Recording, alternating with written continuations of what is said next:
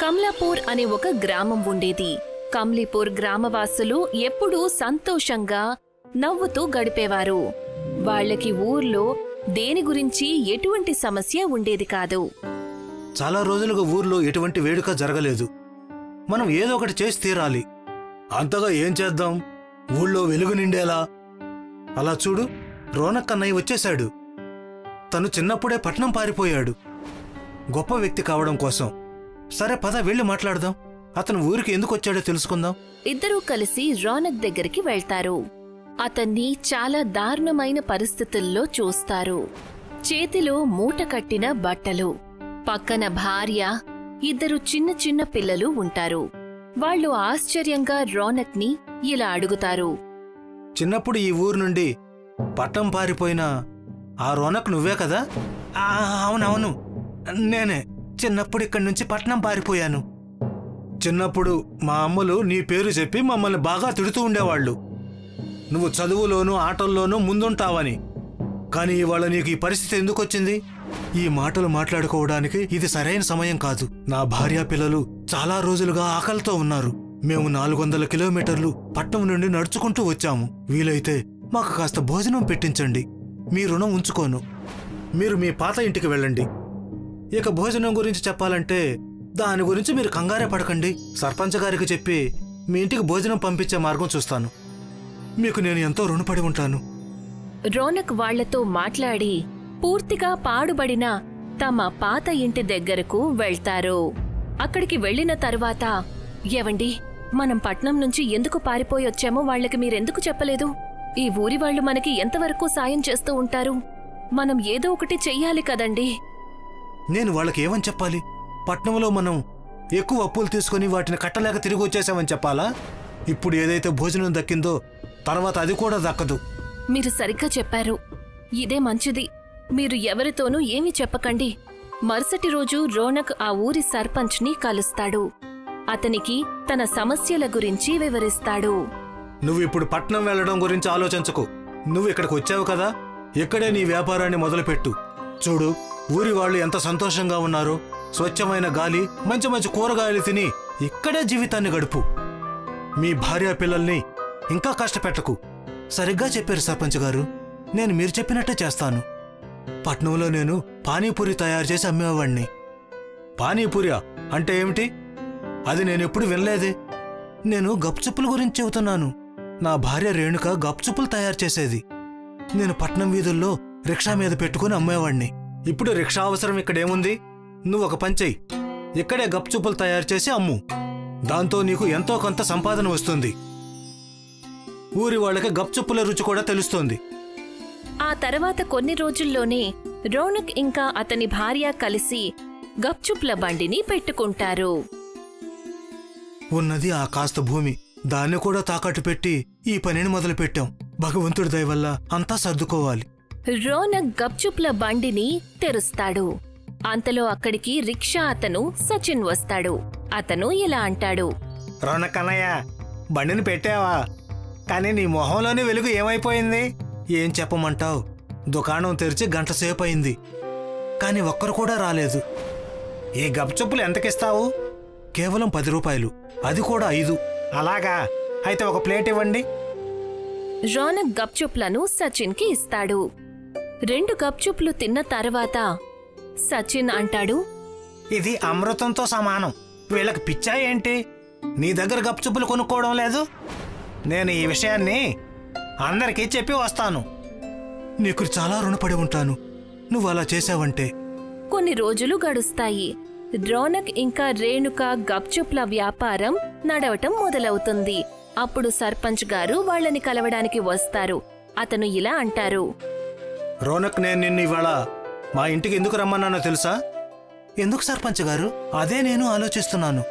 నీ గప్చుప్పులు చాలా ప్రసిద్ధి చెందాయి. నువ్వు మరిన్ని గప్చుప్పులు తయారు చేసి చుట్టుపక్కల గ్రామాలకు వెళ్ళి వాటిని అమ్మి అందరికీ తినిపించి నాతో పాటు రాబోయే ఎలక్షన్లలో ప్రచారం చెయ్యాలి. నేను పట్నం నుండి నిస్సహాయుడిగా తిరిగి వచ్చినప్పుడు మీరు నాకు చాలా సహాయం చేశారు. మీకోసం నేను ఏమైనా చేస్తాను. కానీ మన దగ్గర డబ్బులెక్కడి నుంచి వస్తాయి? మనం ఎన్ని గప్చుప్లను ఎలా తయారు చేస్తామో? మనం తయారు చేయాల్సిందే. నేను ఆయనకి మాట ఇచ్చాను. మనం మిగిలి ఉన్న పొలాన్ని అమ్మేసేద్దాం. ఇప్పటికే మనం దాన్ని తాకట్టు పెట్టాం కదా. సంపాదించిన తర్వాత మళ్ళీ కొనుక్కోవచ్చు. నువ్వు దాని గురించి కంగారు పడొద్దు. రోనక్ మిగిలి ఉన్న పొలాన్ని కూడా అమ్మేస్తాడు. ఆ తర్వాత బోలెడన్ని గప్చుప్లను తయారు చేస్తాడు. తర్వాత సర్పంచ్ గారితో ఇలా అంటాడు. సర్పంచ్ గారు, నేను గప్చుప్పులన్నీ తయారు చేయించి మీ ఇంటికి పంపించాను. మరి నా డబ్బులు? డబ్బులేంటి? నేనెప్పుడు చెప్పాను నీకు డబ్బులు ఇస్తానని? తమాషా చేయకండి సర్పంచ్ గారు. నేను మిగిలి ఉన్న భూమిని కూడా అమ్మేశాను. అందుకే మీ నుండి డబ్బులను అడుగుతున్నాను. నీకేమైనా మతిపోయిందా ఏంటి? నేను నీకు ₹1 కూడా ఇవ్వను. నా దారికి అడ్డు తప్పుకో. ఆ మాట అన్న తర్వాత సర్పంచ్ మనుషులు ఇద్దరూ ముందుకు వస్తారు. వాళ్ళు రోనక్ ని పక్కకి తోసేస్తారు. వాళ్ళు నిజంగా చాలా పెద్ద తప్పు చేశారు. మనకిప్పుడు తినడానికి కూడా ఏమీ మిగల్లేదు. మనం ఆకలితో చనిపోయే పరిస్థితి వచ్చింది.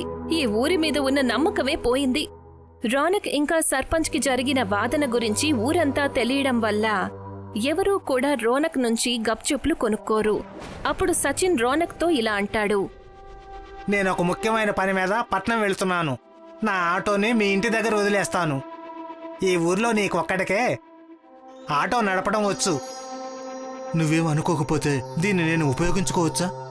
తప్పకుండా. నేను వచ్చే వారం వస్తాను. అంతవరకు నువ్వు తప్పకుండా నడపొచ్చు. నువ్వు కూడా ₹2 సంపాదించుకోవచ్చు కదా. చుట్టుపక్కల గ్రామాల్లో నీకు కూడా కొంత పేరు వస్తుంది. సచిన్ ఆటో దక్కడం వల్ల రోనక్ చాలా సంతోషిస్తాడు. అప్పుడు రేణుక అతనికి ఒక సలహా ఇస్తుంది. ఈ రిక్షాలో కూర్చుని మీరు గప్చుప్లు ఊరంతా తిరిగి తిరిగి అమ్మండి. మనకి చాలా లాభం వస్తుంది. నేను కూడా అదే అనుకున్నాను. రోనక్ రేణుకాతో పాటు కలిసి ఆ రిక్షాలో ఊరంతా తిరుగుతూ వాళ్లు తయారు చేసిన గప్చుప్లను అమ్ముతూ ఉంటారు. చూస్తూ ఉండగానే రోనక్ ఇంకా రేణుక ఇద్దరూ కూడా రిక్షా గప్చుప్ల పేరుతో ప్రసిద్ధి చెందుతారు.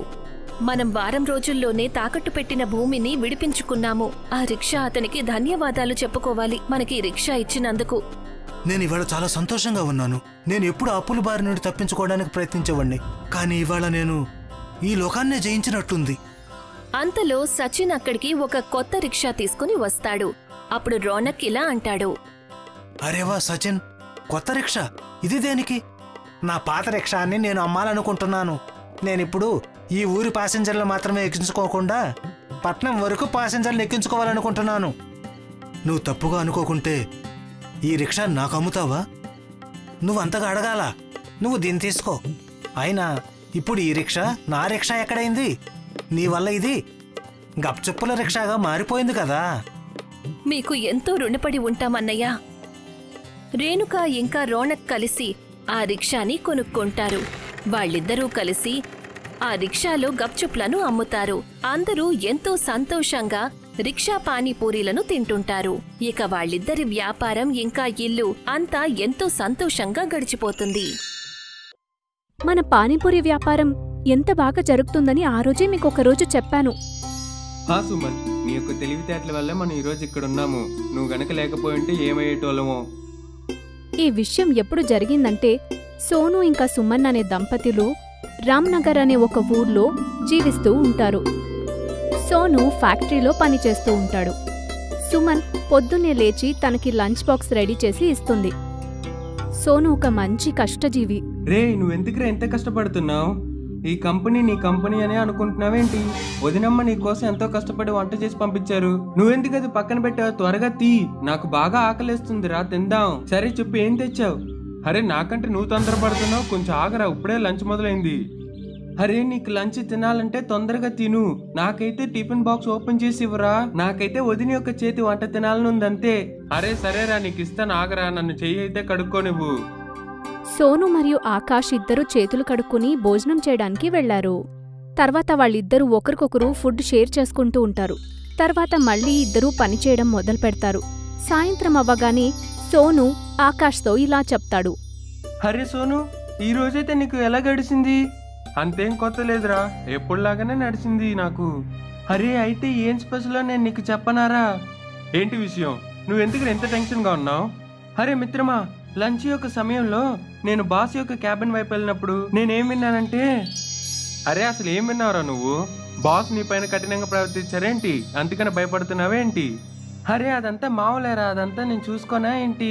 అయితే బాస్ ఏమన్నారంటే ఈ కంపెనీ నష్టాల్లో నడుస్తుందంట. అయితే ఈ ఫ్యాక్టరీలో పనిచేసే వాళ్ళందరినీ ఉద్యోగంలోంచి పీకేస్తారంట. ఈ విషయం మొత్తం రేపటి నుంచి జరుగుతాయంట. అరే అసలు ఏం మాట్లాడుతున్నావు?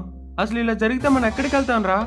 అలా అంతా జరగదురా. అసలు మన జీవితం మొత్తం ఈ ఫ్యాక్టరీ మీదే డిపెండ్ అయి ఉంది. దీనికి మించి మనకి వేరే పని కూడా రాదురా. ఎప్పుడైతే పని చేస్తా నేర్చుకున్నావో ఈ కంపెనీలోనే పని చేస్తాం మనం. అరే అవునరా, ఇదే ఆలోచన నాలోనూ కూడా నడుస్తుంది. అరే ఇప్పుడు ఏం చేద్దాం మనం? ఆకాష్ మరియు సోను ఇలాగే ఆలోచిస్తూ వెళ్తూ ఉంటారు. సోను ఆకాష్ని కొంచెం సేపు వాళ్ళు ఇంట్లో ఉండమని అడుగుతాడు. అప్పుడే అక్కడికి ఆకాష్ ఒక భార్య పూజ కూడా ఉంటుంది. అరే పూజ, నువ్వేం చేస్తున్నావు ఇక్కడ? మీరు రావచ్చు, నేను మాత్రం రాకూడదా? సుమన్ వదినే పిలిచింది, అందుకే వచ్చాను. ఆమె పానీపూరి చేస్తున్నాము, తినడానికి రమ్మని పిలిచింది. మంచిదైపోయింది, మీరు కూడా ఇక్కడే ఉన్నారుగా. అరే మీ ఇద్దరికి కూడా కొంచెం పానీపూరి తెస్తాను, ఉండండి. పూజ మరియు సుమన్ ఆకాష్ ఇంకా సోనుకి పానీపూరి తీసుకొస్తారు. సుమన్ సూపర్గా పానీపూరి చేస్తుంది. సోను మరియు ఆకాష్కి సుమన్ చేసే పానీపూరి అంటే చాలా ఇష్టం. అందుకని సోను అప్పుడప్పుడు సుమన్ని పానీపూరి చేయమని అడుగుతుంటాడు. అయ్యో వదినా, మీరు వంటైతే బాగా చేస్తారు, దానికన్నా ఈ పానీపూరి ఇంకా అద్భుతంగా చేస్తారు మీరు. ఈ పానీపూరిలో అయితే ఏదో మ్యాజిక్ ఉంది నాకు తెలిసి. ఎంత తిన్నా తక్కువ తిన్నట్టే అనిపిస్తుంది నాకు. అవును, నిజం చెప్తున్నాడు వాడు. నిజంగా నీ చేతిలో మ్యాజిక్ ఉంది. నువ్వు చేసే పానీపూరి వాటి యొక్క సైజు పెద్దగా ఉంటది, అది తినేలోపు చాలా నిండిపోద్ది పొట్ట. నేనైతే నీ చేతి యొక్క పానీపూరి తిని నా యొక్క అన్ని టెన్షన్ ని మర్చిపోతాను. ఇబ్బంది ఏముంది దీంట్లో? ఏమీ ఇబ్బంది లేదే, అంతా బాగానే జరుగుతుందిగా. అరే సోను, వదినమ్మని ఎందుకు ఇబ్బంది పెడతావు? కొంచెం గమ్మునుండు. లేదు, నాక్కూడా తెలవాలి. ఏంటది మీ ఇద్దరూ ఆలోచించే విషయం? మీ ఇద్దరూ ఫ్యాక్టరీ నుంచి వచ్చిన తర్వాత కూడా చాలాసేపు మాట్లాడుకున్నా. ఇక ఆకాష్ సోనుకి ఇష్టం లేకపోయినా గాని ఆ విషయాన్ని సుమన్ ఇంకా పూజతో చెప్పడం తప్పలేదు.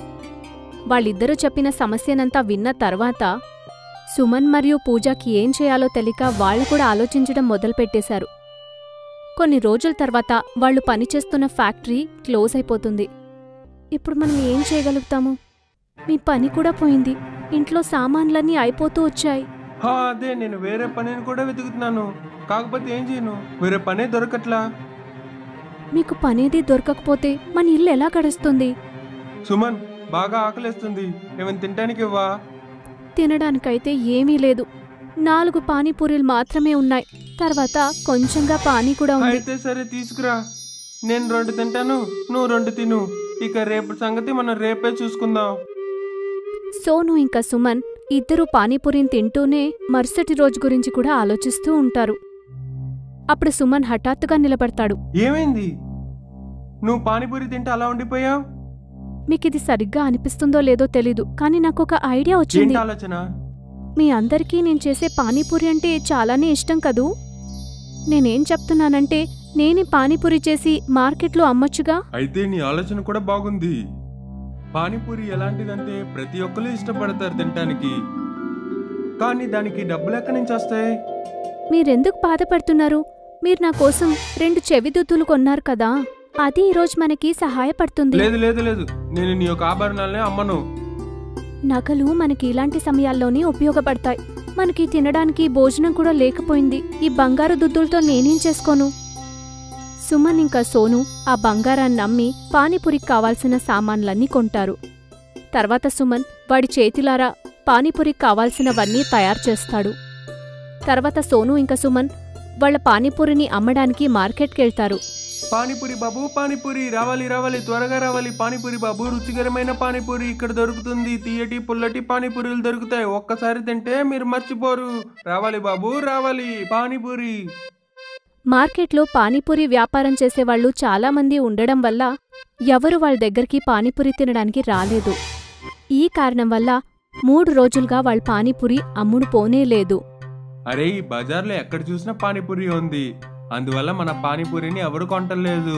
అరే, ఇట్లాగే వెళ్తూ ఉందనుకో, బాగా గుర్తుపెట్టుకో, ఈ వ్యాపారం కూడా మనం ముంచేస్తుంది. నేను ఎంత ప్రేమగా పానీపూరి చేశాను, కానీ ఎవరూ ఆ పానీపూరిని తినడానికే రాలేదు. ఇదెందుకో సరిగ్గా రావట్లేదండి. ఇప్పుడు మనం ఇల్లు గడవాలంటే ఏం చేయగలుగుతామండి? సోను ఇంకా సుమన్ ఇద్దరూ బాధపడుతూ అక్కడే కూర్చుంటారు. అప్పుడే వాళ్ల కళ్ళు అక్కడ ఎదురుగా ఉన్న బోర్డు మీద పడతాయి. ఏవండి, ఒకసారి ఆ బోర్డు మీద ఏం రాసుందో చూస్తారా? ఏం రాసింది? ఆ కొట్టివాడి యొక్క స్కీమ్ రాసింది.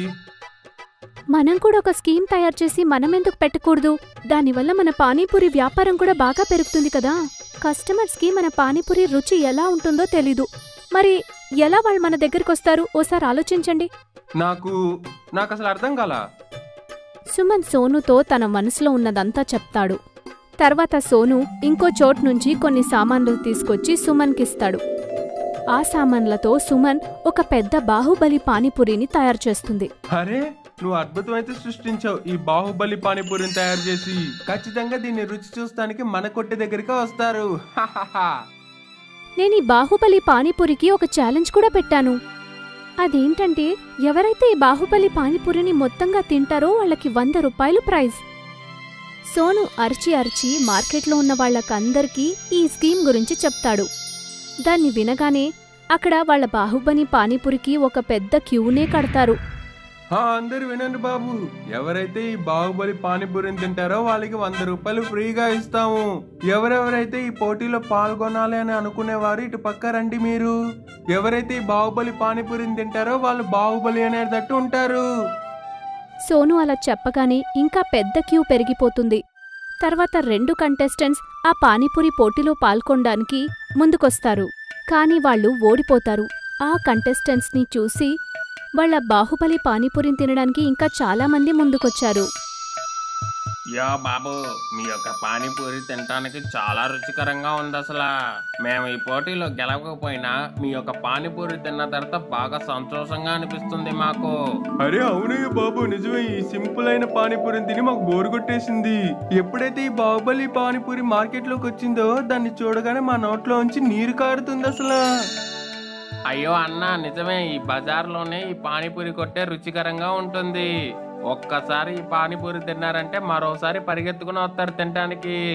ఏంటే బాబు, నిజంగానే ఈ బాహుబలి పానీపూరి అంత బాగుందా అసలు? ఇదిగండి, నా మాట మీద నమ్మకం లేకపోతే ఒకసారి తిని చూడండి. మీరు తింటాం పూర్తి చేస్తే 100 రూపాయలు కూడా గెలవచ్చు మీరు. ఆ గుంపులో అందరూ బాహుబలి పానీపూరి గురించి మాత్రమే మాట్లాడుతూ ఉండేవారు. తర్వాత మార్కెట్లో ఉన్న అన్ని కస్టమర్లు ఆ బాహుబలి పానీపూరి తినడానికి సుమన్ దగ్గరికి వచ్చేవాళ్లు. ఇప్పుడు వాళ్ళ షాప్ పేరు బాహుబలి పానీపూరి సెంటర్ అని ఫేమస్ అయిపోతుంది. అదే మార్కెట్లో నైతు పెహల్వాన్ అని ఒక బలశాలి ఉంటాడు. అతను అందరి పానీపూరీల్ని ఫ్రీగా తింటూ ఉంటాడు. అతను సుమన్ షాప్కి పానీపూరి తినడానికొచ్చాడు. అరే ఓ, ఇప్పుడైనా మీరు ఈ కొట్టుని తెరిచారు? అయితే వెంటనే 5 ప్లేట్ల పానీపూరి నువ్వు త్వరగా. అలాగే, పానీపూరిని అయితే నేను చేస్తాను. కాకపోతే మా ఒక్క బాహుబలి పానీపూరిని తిని చూడండి మీరు. ఒకవేళ ఈ పానీపూరిని కనుక మీరు తిన్నారనుకోండి, మీకు సంవత్సరం మొత్తం ఫ్రీ పానీపూరి ఇస్తాం మేము. ఓసి, ఇంతేనా విషయం? అయితే ఒక పని చెయ్యి, ఈ షరతులో ఒక విషయాన్ని యాడ్ చేసుకో. అయితే అది ఏంటంటే, ఈ బాహుబలి పానీపూరిని 1 కాదు, నేను 5 బాహుబలి పానీపూరిని తింటాను. ఒకవేళ మీరు ఈ పానీపూరిని తినలేకపోతే మీరు ఫ్రీగా తినాలనుకునే ఆశని మర్చిపోండి. సరే, మేము ఒప్పుకుంటున్నాము. నేతు పెహల్వాన్ ఎదురుగా 5 బాహుబలి పానీపూరిని తినడానికని పెడతారు. ఆ నైతు పెహల్వాన్ ఆ బాహుబలి పానీపూరిని తినడానికి ప్రయత్నిస్తూ ఉంటాడు. కాని అతను ఆ పోటీలో ఓడిపోతాడు. అందువల్ల అతనిచ్చిన మాట ప్రకారం అప్పట్నుండి ఫ్రీగా పానీపూరి తినడం ఆపేశారు. తర్వాత మార్కెట్లో ఉన్న వాళ్లంతా సోనుకి చాలా థ్యాంక్స్ చెప్తారు. తర్వాత అతని ప్రయత్నం గురించి పొగుడుతారు. గట్మర్పూల్ అనే గ్రామంలో మహేష్ అతని భార్య రూపాతో కలిసి ఉండేవాడు. అసలుకైతే మహి బాగా చదువుకున్న వ్యక్తి. కానీ గ్రామంలో ఉద్యోగాలు లేని కారణంగా అతనికి ఎక్కడా పని దొరకలేదు. అందుకే మహేష్ ఇంకా రూపా గ్రామంలోనే ఒక పానీపూరి స్టాల్ తెరుస్తారు. గ్రామ ప్రజలందరూ అక్కడికి పానీపూరి తినడానికి చాలా ఇష్టంగా వచ్చేవారు. గట్మల్పూర్ సిటీకి దగ్గరగా ఉన్న కారణంగా గ్రామ ప్రజలకి సిటీలోని బర్గర్ ఇంకా పిజ్జా చాలా ఇష్టంగా మారతాయి. దానివల్ల పానీపూరి అమ్ముడుపోవడం తగ్గిపోతుంది. ఇంకా మహేష్ ఇంకా రూప కంగారు పడుతూ ఆలోచిస్తూ ఉంటారు.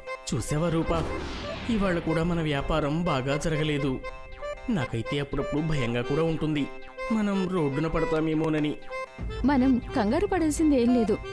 ఇవాళ లాభం వచ్చిందంటే రేపు ఆ నష్టం భరించాల్సి ఉంటుంది. ఇది వ్యాపార నియమం కదండి. మనం కూడా సిటీలో లాగా పిజ్జా అమ్మితే ఎలా ఉంటుంది? దానివల్ల లాభం కూడా ఎక్కువ వస్తుంది. మనం కొత్తది చేసినట్టు ఉంటుంది. మహేష్ రూపాతో వేరే వ్యాపారం గురించి మాట్లాడగానే రూపా కోపంగా మహేష్తో, మనం వేరే వ్యాపారం చేయాల్సిన పని లేదండి. మీరు అంతకుముందు పాల వ్యాపారం చేశారు, మూత పడిపోయింది కదా, మీకు గుర్తుందా? మనం చాలా సంవత్సరాల వరకు దాని నష్టం భరించాల్సి వచ్చింది. ఇంకా ఇప్పుడు వేరే తమాషాలు ఏవి నాకు అవసరం లేదు. సరే, నువ్వు ఎలా చెప్తే అలా చేద్దాం. చూడు, కస్టమర్ వచ్చారు. నువ్వు అతనికి పానీపూరి పెట్టు, నేను వెళ్ళి సామాను తీసుకొస్తాను. గ్రామానికి సిటీ దగ్గరగా ఉన్న కారణంగా గ్రామ ప్రజలు సిటీకి వెళ్లి వాళ్లకు నచ్చినవన్నీ తిని వచ్చేవారు. దానివల్ల మహేష్ దుకాణానికి ఎవ్వరూ వచ్చేవారు కాదు. చూసావా రూపా, నేను ముందే చెప్పాను మనం వేరే ఇంకేదైనా చేయాలని. ఇప్పుడు పానీపూరి అమ్ముడు పోవడం లేదు. దీనికి మనం ఏదో ఒక ఉపాయం ఆలోచించాలి. పదండి, ఇవాళ కస్టమర్లు రావడం లేదు కాబట్టి మనం త్వరగా వెళ్దాం.